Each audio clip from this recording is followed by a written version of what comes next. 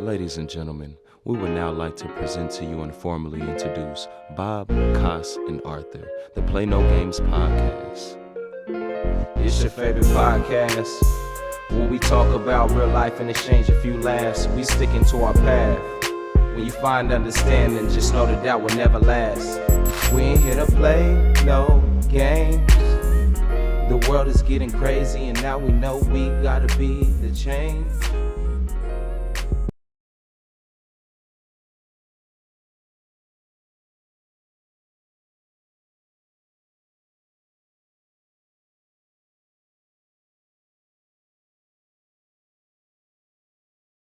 What's up, you guys? It's Cartier Bob, and it's another installment of the Play No Games podcast.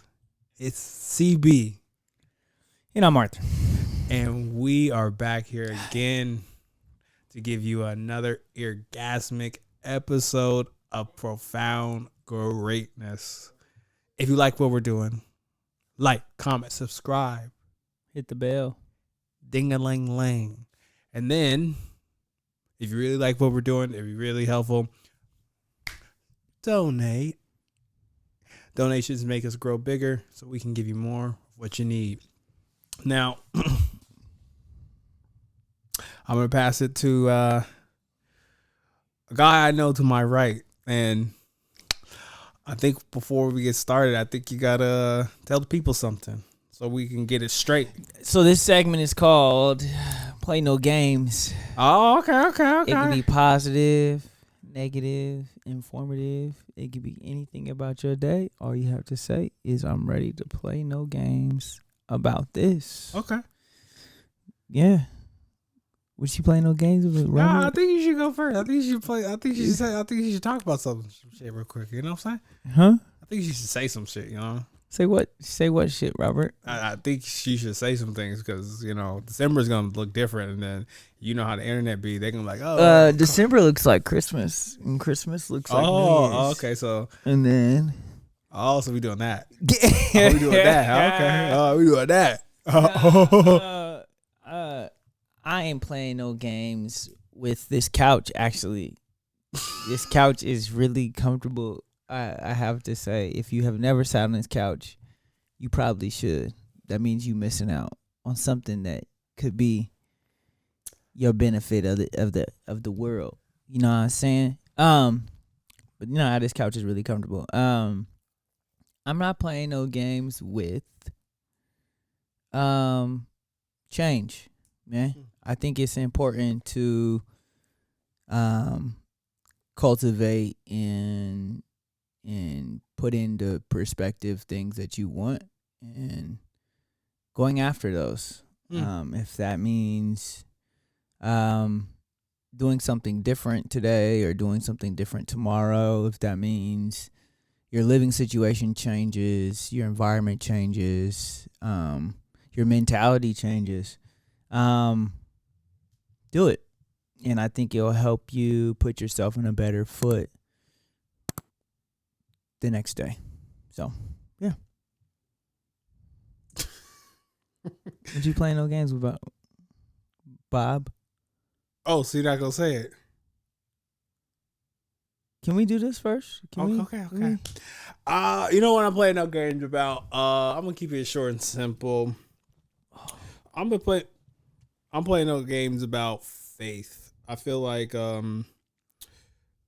people don't truly understand the essence of what faith is. Faith is like being able to just meet any situation with grace. And I feel like when we kind of talk about faith, it's more or less about how can you handle things when things are like positive.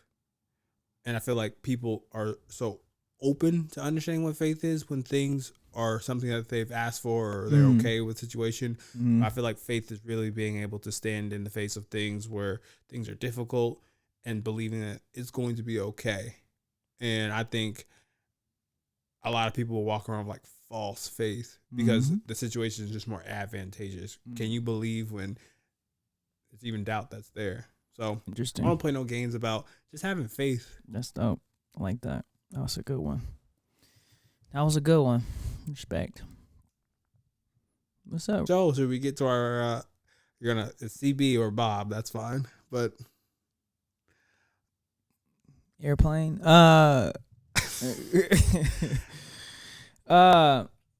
No, so there's a few things I think I'll start with today, and they're past due. One thing sits right on the table, and it's been there for a while. For a while now. February, I think it was when I brought it back. January, February 1st. Anyway, there's a jersey there, and it's actually my jersey. It's a U.S. Touch jersey. I went and tried out for the USA team, made the team. But that's only the bottom part of what it is. And so I'm speaking on here today for a few different reasons. One is to let people know that World Cup is in July, and I need help. You know, we talk about things on here and trying to figure out different things. We ask for help when it comes to not only donating to the show, but sometimes our goals in life are bigger than just this. Mine is to represent the U.S. at the World Cup in London, and thanks for those who have donated to the cause.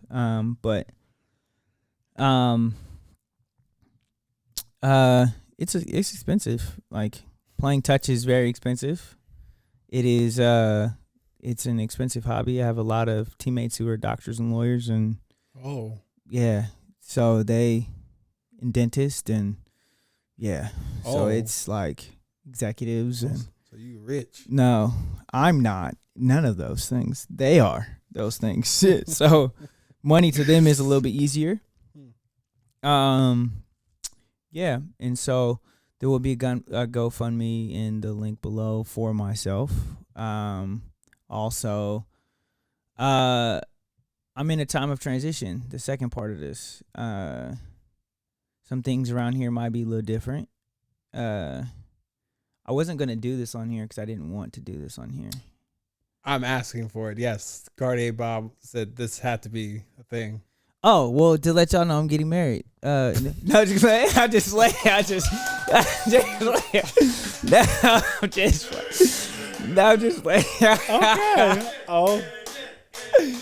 Oh my gosh. No, I'm just playing. I'm really just playing. I really am just playing. I was not expecting that. Oh my god, that's hilarious. No, I'm moving though. I am taking a leap of faith in myself, and taking a journey to a faraway lands that doesn't sleep, I guess.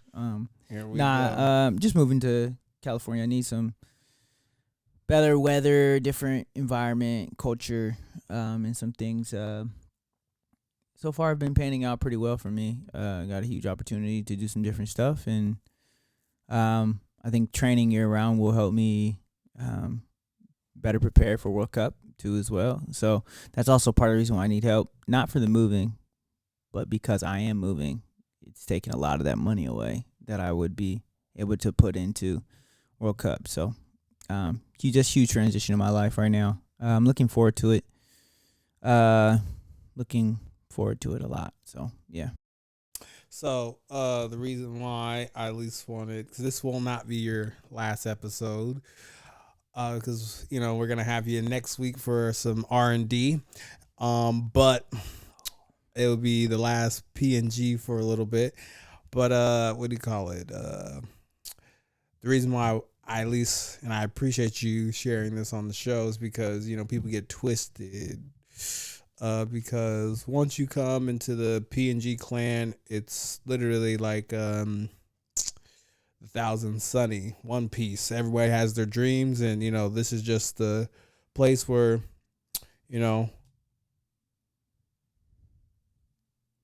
everybody's dream can come true. And case in point, if you guys were paying attention, AJ will be back. He just will not be on for a little bit. So I'm pretty sure we're still going to get the whatevers, but the true followers will know. Who knows? We may have to beam him in like Scotty, and he might surprise us. But no, I think just on tape too as well, man. I just want to let you know that, you know, I don't speak for the group, but I speak for the brand. And it is like, you know, we believe in you. I think it's a smart and good move for you to do that, to train year round, because we know what you want to do on the field. And it's smart. And, you know, this will be here. Yeah, no, it is very much right now. It's just short term. There are some moving parts to it. If everything pans out perfect, you know, but the life ain't perfect. So if everything plans out according to plan, you'll see me at the beginning of the year. If not, we'll figure it out.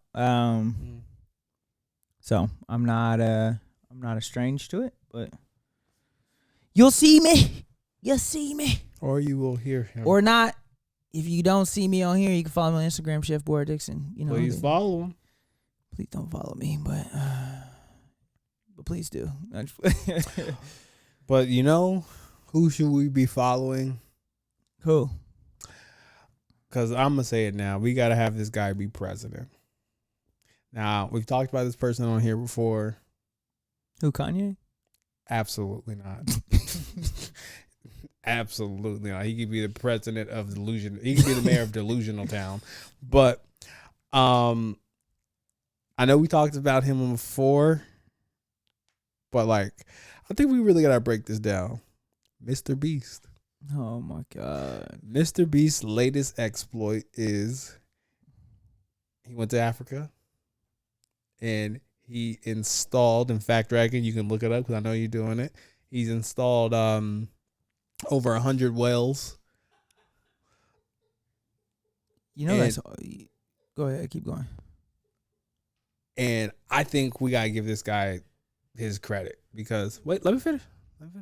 Because like I get what people are saying. It's like it's the performative stuff and things of that manner, but like who else is doing it? We're like, we talked about the blind people. We talked about I'm bringing up the wells, but it's kind of like you can say all the things and you say that he's coming from a place of privilege and things like that, but like he's legitimately helping these people. And like the thing is, because people are talking about, well, what if this is not a sustainable thing or this is like but like he's coming at it from the lens of having it be the most sustainable as possible. So my thing is, I think we gotta give him his credit. Why? He's not doing anything that no one else has ever done. Continue. I'll let you finish that. Akon. Look what Akon did. We give Akon his flowers. No, you don't. Yeah, we do. When's the last time we talked about Akon on here?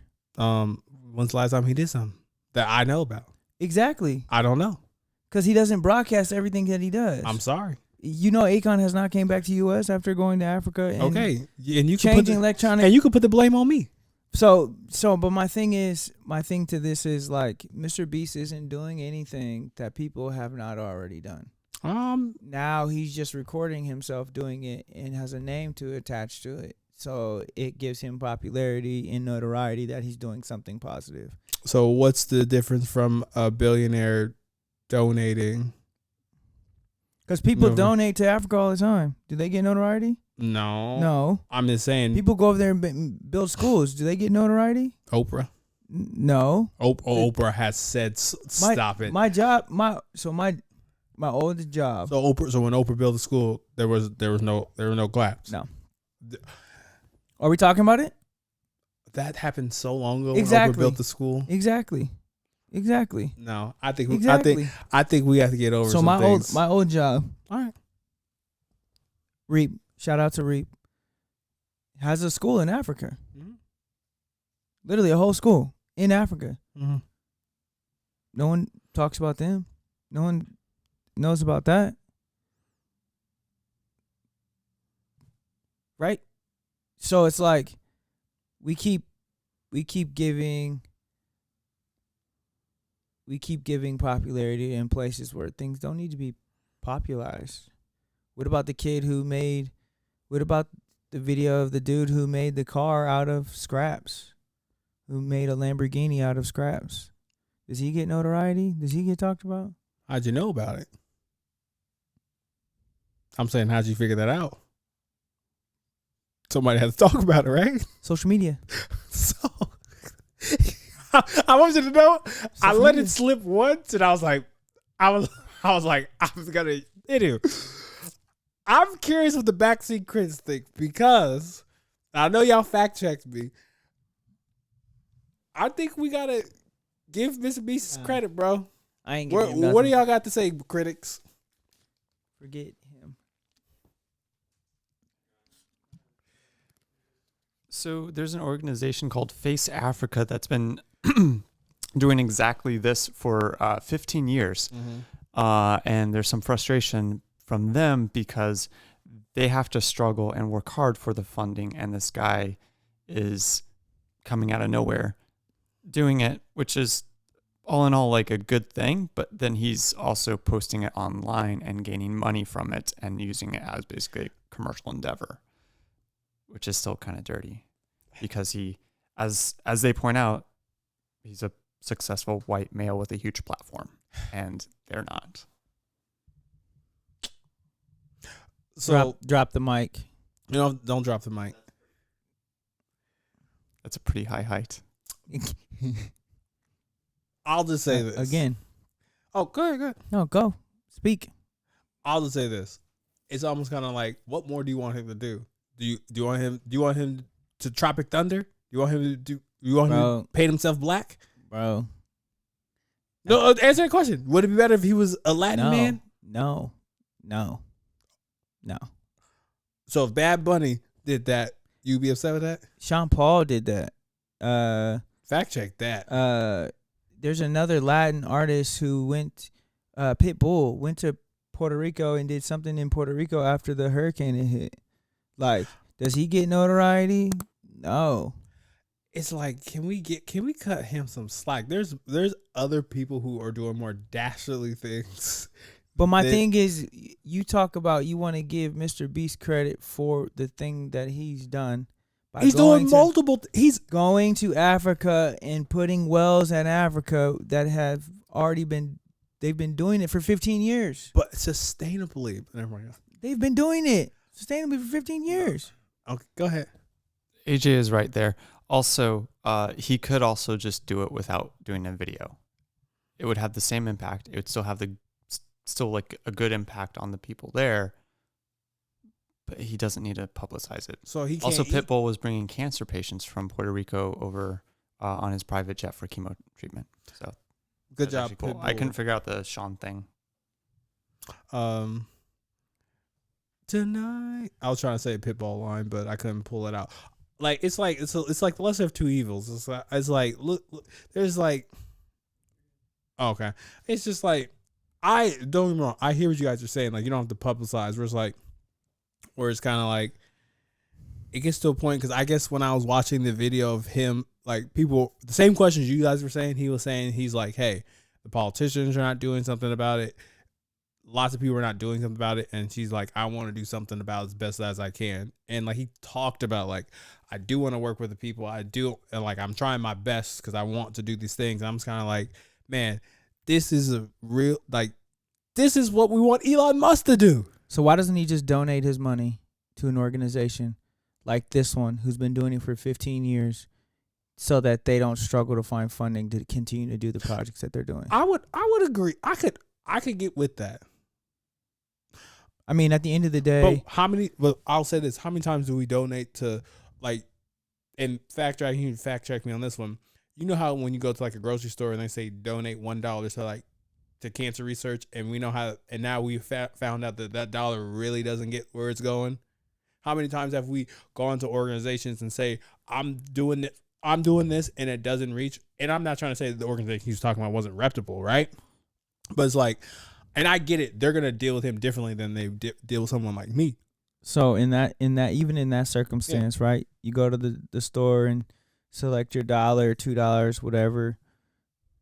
Have you ever called that company and asked what they do with donation money? No. So for a situation like that, he's already in a place. He's already in Africa, right? You go to those places, you give them the donation money, and you say, I want to see what you guys are doing with this.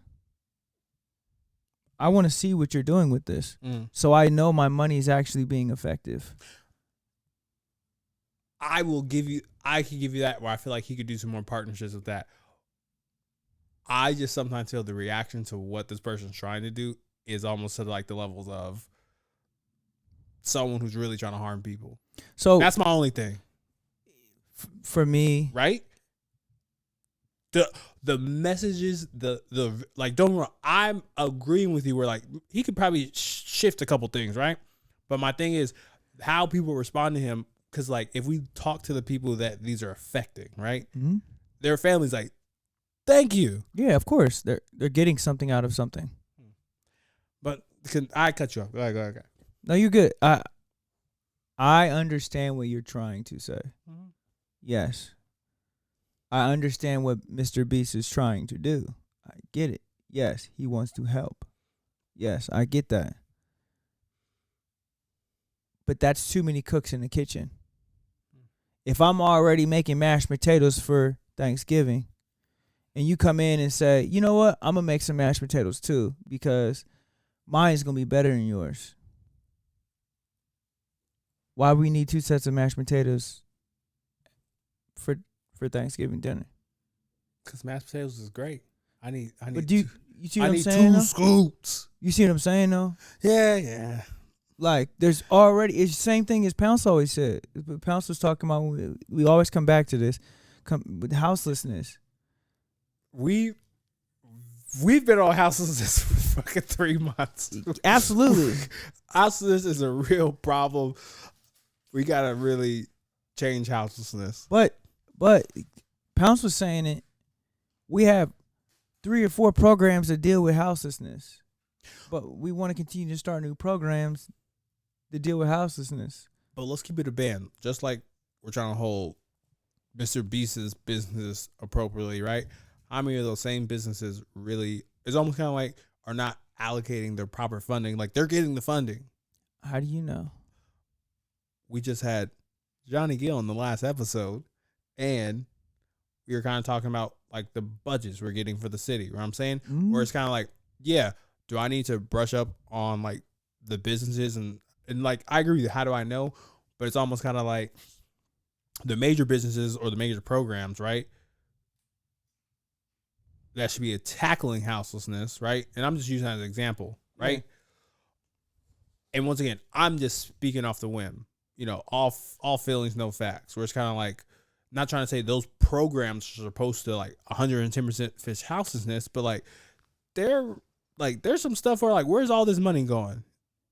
Where it's kind of like, what's just saying, it's like a grant that you're doing. So like my thing is, at the whole concept of what I'm trying to like just point and just talk about is like, it's like this person is trying to do something. Yeah. And like my only gripe is, I know people who aren't doing anything, and like some of the stuff where it's like, I would love if I ever talked to Mr.Beast, I would be like, hey, why don't you partner with these people?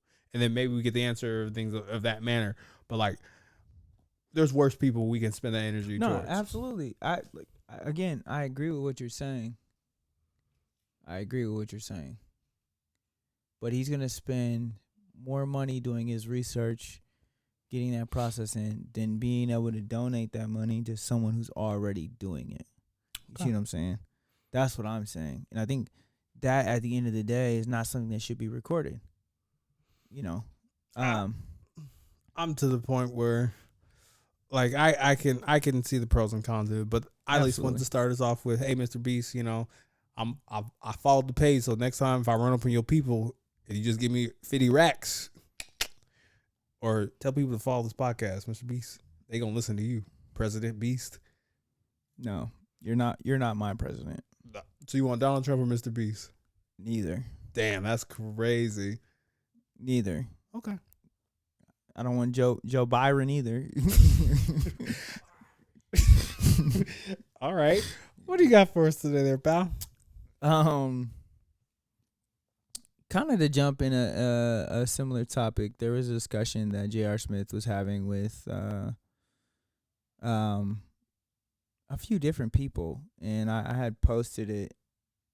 And he just was talking about like a lot of the negativity that he did as a young player, and how like black folks or a lot of athletes, want to talk about change this and change that and change this, but then we'll go spend $60,000 at the strip club and not even thinking about how that $60,000 could have helped millions of people in this community. No. Oh, I'm sorry. That's ain't money. Mr. Beast. That's ain't money. But so that's what I'm saying. So no. This is what I'm saying. So to kind of go back into what you're talking about, J.R. Smith was saying that we don't have these conversations enough to talk about healthy spending habits, but also helping those around you. He was like, if you're making $102,000 a year, in a season, whatever, what's $2,000 to you to give to someone else, to help them out? You know what I'm saying? You know what I'm saying? Mm-hmm. And so I thought it was just, for me, I think it's a retrofitting of like how we have to be more attached to our community. And similar as you're talking about with Mr.Beast and how he gives back. You can put them fingers down, but all right. But he gives back with the intention of attention. How do you feel that athletes should, what do you feel about athletes giving back? Do you feel like they need to do it more? You feel like they could contribute a lot more or help the community a lot more, make it better? Hey, I just know some people, when they make money, they give the money away. But these athletes now, it's pretty hypocritical now. We talk about now, just like, hey, Mr. Beast, just do Tropic Thunder, turn black, it'd be cool. I would say with the athletes, once again, it's tough. And how you're talking about it is like the athletes are now part of the Hunger Games. One athlete once a month would be like, I volunteer for tribute. What town needs money? And like, I've always had this crop back theory of like, if every NBA player just took maybe like 0.05 of their salary and donated in their community, we would see sustainable change. And like, I don't know, because like it goes back to the conversation of like, should you publicize what you're doing or like things of that manner, where it's kind of like, I know we just crucified Mr. Beast for doing that, but that's what athletes do. I'm coming back to, or like, shout out to Terrence Jones. I'm coming back to SEI and I'm bringing Dwight Howard. Like, should he just show up with Dwight Howard and just do the basketball camp? No, I'm trying to let people know that I'm coming back to my city. I'm coming back to invest. So it's kind of like, that's where I'm at. But we got, the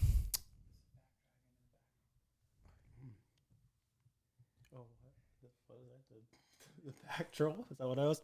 Jesus. Yeah, the back troll. You mentioned the players. What about the owners? I'm just saying that if we're focusing on the players, think if the owners gave that percentage into their communities. He said, "Hey, he's Mr. Athlete Killer." I'm not an athlete killer. I just want to point out that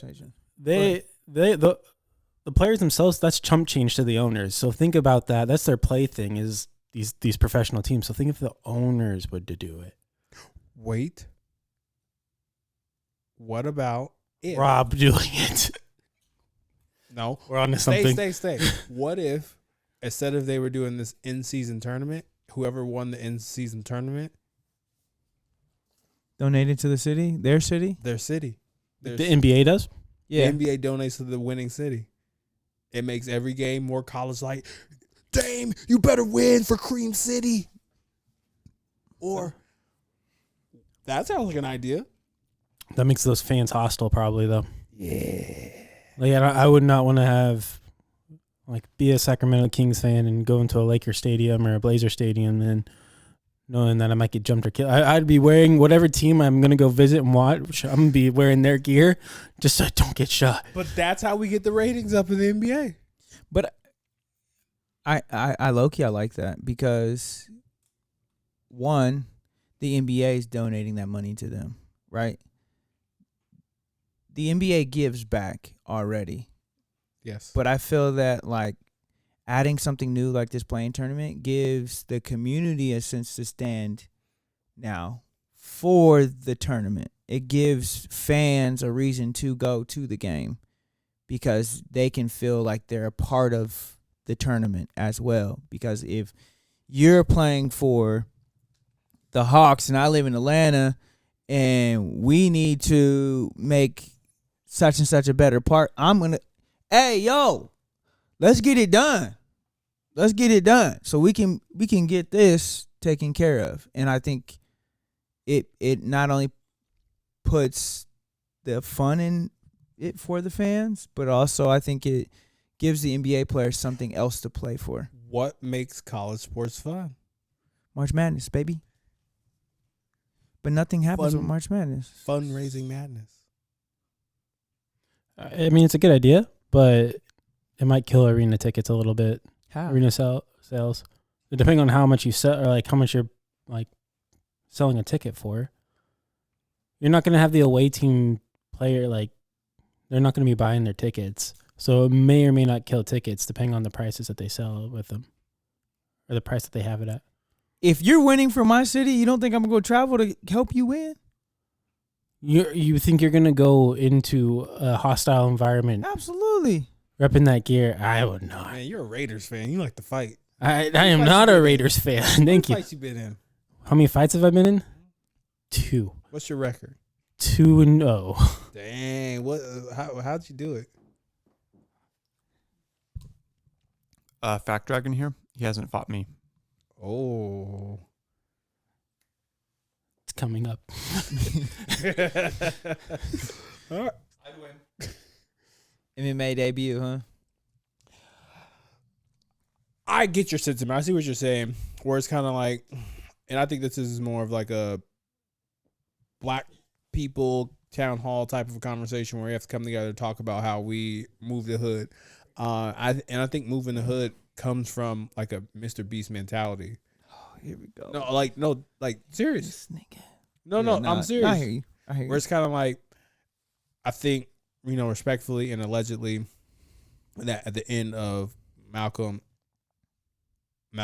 and Martin's life, they were like, we both need each other. Mm-hmm. Like, both philosophies were needed. And my thing is, when it comes to what people are talking about, is like, just as much as we need people on the front lines, we need people on the back ends. We're like, all right, who's feeding the people who are protesting? All right, I'm in the business. I understand that, and how our government system works. Corporations are people. All right, I get a seat at the table more than these people. Where like we have to be applying pressure from both sides. So my thing is, I think when it comes to like what JR was saying, it's kind of like, I wouldn't feel right telling that man to be like, all right, you got to take care of this, or like it has to be more a community thing where it's kind of like if he can apply his pressure, because like that takes care of his donations and tax write-offs off the rip. If he's like, all right, I'll do 10 G's at this location and this is something I'm just going to focus on. And it takes the pressure off of so many people to feel like this savior, where it's kind of like, it is what makes a community go is we all have jobs. If we look at the olden times, and I know how it was, where it's kind of like, if you were the doctor, you were the town doctor, and that's what you did. And if town doctor was sick, then and like everyone had a role and a job. And if you didn't do your role or job, it didn't make the town function. So it's kind of like we're all working in these silos. So I see what you're saying. And one thing he brought up, it just popped in my head as he was talking about that. He was talking about how like the NBA players that are from LA, he's talking about Kawhi and Westbrook and Harden and Paul George. He was like, if y'all all put in 10,000 a piece, he's like, y'all could, or 100,000 a piece, y'all could build a rec center in the community for the people in LA. And he was like, instead of having to go practice at UCLA, he's like, y'all can do this. He was like talking about like just responsibility. And so, shout out to J.R. Smith and his transition and what he's doing now. And He's in college now. he graduated. Dang, And went and played golf. Like, he good. so like, and even his whole transition. So, shout out to him.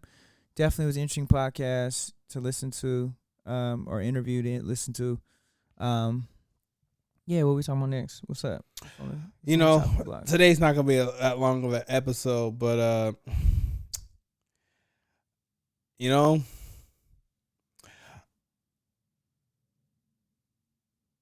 I don't want to make this a gender war, but this comes from a therapist, lady, African American woman, and it comes from the Real DL Hughley page, and I want you guys just to hear this. And I began to really think deeply about this idea, and one of the things that came across my mind is, in the last 9 months or so of me being in my private practice, I have myself experienced many women, whether they came as a couple or they came by themselves, they very abruptly discontinued their therapy. And I started to reflect and really think, what was going on here? And I noticed that after I had to confront them about something, I had to bring to their attention something they were doing that wasn't contributing to the health of the relationship, they became very defensive and very, just very harsh, and they stopped coming. And even though the husband would continue to come, he made it very clear that, she won't apologize. She thinks you're wrong. She thinks you're taking my side. And I began to really reflect, like, oh my gosh, is it true that women don't apologize? Is it that women struggle with being held accountable?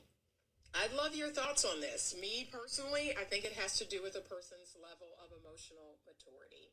What do you think? That's so funny. Fact Dragon, I'm sending you this. That's so funny because I just seen a video that's similar to that. Send me this so I can add it to the episode. It was a relationship podcast that talked about, one of the hosts was talking about how women, women don't allow space for men to give emotional clarity. And so it kind of goes in that same sense. And he was talking about how when men begin to talk about their own issues, women may take it upon themselves to make it about either them or change the perception in which that man may be explaining. So ultimately making the man shut down and not go through the full conversation of what he was trying to get out. So it kind of goes into that sense of apology and owning up to their wrongdoing. So I have to agree. So the reason why I want to bring this up on the show today, because I want to answer her question and then evolve it. Do I think women struggle with accountability? I want to say yes and no, because I actually feel like this is actually more of a societal Western society problem, because I feel like men struggle with accountability as well, but it looks different. But what she's talking about, what you're talking about, I agree with you as well, because I feel like the embarrassment people feel from being called out is more just like, is that sensitive nature with a woman, where it's kind of like when we look at a relationship picture, is if we go with the whole like happy wife, happy life type thing, it's kind of like when she doesn't emulate or she doesn't add up to the picture of like, oh, I'm providing this space because, I don't say women run the household, but like they want, like, they're the great wife, they're their great mom. And as soon as they don't fit that, or they're being told that reality doesn't meet what they are trying to permeate, they can't handle that. Hey, this is actually my reality. Can we work on this? And that kind of goes down to like the logical, emotional side of when we kind of talk about with women, where it's kind of like, and then we have to add into the sauce of like, women taking a more balanced like, I don't want to say it's not really 50-50, but like, you know, like shared responsibility because of our times in the West and things of that manner, where it's kind of hard for just a man just to fully fund and fully provide, like back in the olden times and days, where it's kind of like, to be in a relationship in the 23rd century is really true partnership. Is like, we have to feed off of each other. Mm-hmm. And I think, at least just from a woman's standpoint, I definitely think accountability is something that is a struggle. I think, personal opinion, women suffer with accountability more, and I think they hide that better than men. Men do feel like men do struggle with accountability, but I think, like you're saying, it looks different. I think we're more accountable for our actions and not our thoughts. And women are accountable more for their actions, or they're accountable more for their thoughts and not their actions. If that makes any sense. Like, I feel like when we mess up physically doing something wrong, we're accountable for that. And we are kept accountable for that. Like, you didn't do this, or you didn't take the trash out, or you didn't clean the dishes, or you. But when women don't do those things, they're not kept accountable.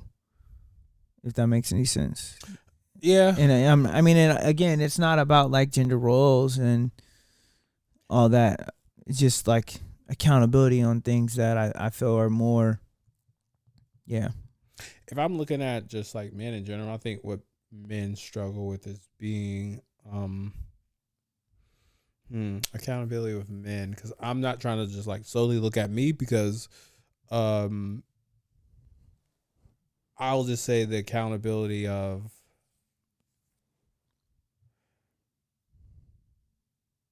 I think men do well with action, and I think it's kind of goes in what you were saying, but like, if you tell somebody something, your word is your bond. I see a lot of men struggle with that, where it's kind of like, I see a lot of men sell women a dream rather than, this is what I have versus this is what we can build. And I feel like we get into this, and it's everybody that's living and keeping up with the Joneses of like, instead of just acknowledging that you have of what you can do, your capabilities and the powers that you do have. Because I feel like that is more masculine than anything. Because if you are able to be like, this is what I am able to do and what I'm able to give to you right now, that is masculine, rather than, oh, I'm going to do all this stuff later and things like that. Being like, that's something that you want to do, rather than right now, this is what I can provide, and what I am able to provide, I have pride in that. I have pride in what I can provide you right now. If that's not good enough for you, then that's okay. The selling of the dream is like, oh, I finally got this baddie's attention, and then I'm about to sell this person the dream. And then you run yourself ragged, and then you eventually get into the cycle of lying to this person, and then having your actions not line up to what really is accountable of where you are at. Because just like with anything, you don't know what someone's willing to accept if you genuinely, and I'm meaning with the confidence being like, this is me. Not saying that I'm not going to go get her, I'm not trying to change, but this is me. So, but I think my overall point of bringing it up is, I think this is such a Western culture issue of like accountability, of like, we struggle and we struggle with just being accountable for how we show up in relationships. Where like, we're so fixated on wanting to be right rather than, how did I come off? And I think what makes very center focus. Exactly. And what makes things makes relationships where people are really asking for is when two people are coming to it and they're not so focused on being right, they're so focused on, how can I be there for you? I agree. So if you're watching this, man, woman, child, baby, accountability is sexy. Little baby. I'm gonna say it again. Accountability is sexy, and accountability looks like apologies and change behavior and communication. Those things are essential because acknowledging that you've impacted someone is important. Change behavior is the atonement of I acknowledge that I've done some things and I'm willing to do them better with you or without you in my presence. And the communication of what are we going to do the next time? That will help you in business, school, relationships, all over. Accountability and being and standing on your word is one of the most powerful things you can have as a human. And I think that is wrong with that's what's going wrong with our society today, is we are not accountable for our own actions and we don't own up to them. Instead, we want to run away from things that we've done and make claim that we've never done those things, or that it's in the past, it doesn't exist, when that past is what got you where you are now. So if someone's weaponizing shame or embarrassment, that should tell you that you shouldn't be around that person. mm-hmm. Because we all make mistakes. We all have our past. I know we were joking about Kim K, but like, it's to the point where she's like, fuck yeah, I made it. Fuck yeah. Ray J hit it first. So what? It's a hit song. But the thing is, when we let that define our lives, we stop writing the rest of our story. Mm-hmm. Accountability is not meant for you to be harmed. It's meant for you to grow. And own up to the things that you've done and created in your past, to show the fruit in which it's bared from that. And I think that's important. And I think that's what goes back to what I was talking about with Kim K. I think if she talked about that past and acknowledged it, she would have a lot more respect now. Oh, no, she got respect. I mean, of course she has respect. I mean, she wouldn't be who she is if she didn't have respect. But I think it just acknowledgement, ownership. Take ownership of it. Say you're sorry. Well, I know it's at the end of the episode, but I forgot to do it. But I'll just I'll do a commercial next time. Yeah. But no commercial. But I'll just say this. Yo, we going up. Hit that like, comment, subscribe. Have faith. You gotta have faith in humanity. Grain of a mustard seed. Grain of a mustard seed. Like, comment, subscribe. Actually, you don't even have to. You watch the video. You listen to the podcast at this point. Thank you. Thank you. That's plenty. But become a loyal fan, follower, listener. Do all those things. Hit the bell. Donate to $Hero Bob. And guess what? We'll keep changing your mind on a lot of things in this world. We'll also have critical conversation that you can take part in. Thank you for listening. Thank you for watching. And we out. Peace. Probably wondering if I think of you. Sorry, I'm for the bag right now. Yeah, I'm for the bag right now. Yeah, for the bag that I never had. Yeah, you probably mad right now. Yeah, I got a 2-piece now. Shit, I think they call them groupies now.